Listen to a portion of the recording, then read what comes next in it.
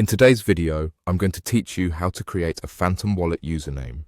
Before we dive in, ensure you have the Phantom app open and that you're logged into your account. This is important because some of the features we're going to discuss won't be accessible unless you're signed in.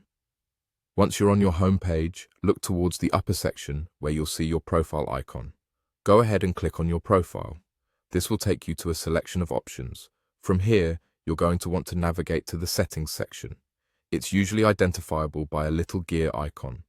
Clicking on settings will open up a new menu filled with customization options that allow you to make your Phantom Wallet experience unique to you. Within this settings menu, find where it lists your profile again. This is where the magic happens.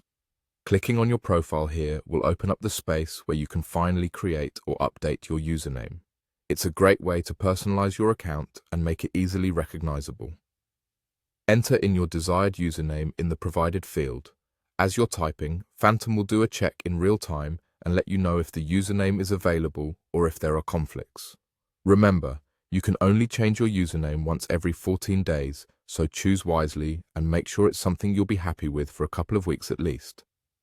After you've settled on a username that's available, look for the Save button and click on it.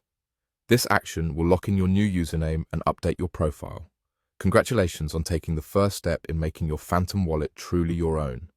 While we're in the personalization zone, why stop at just a username?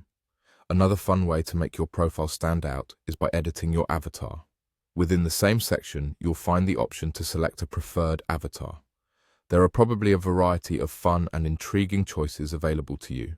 Browse through your options and simply click the avatar that resonates with you the most.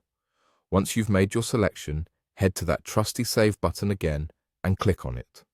And there you have it. You've successfully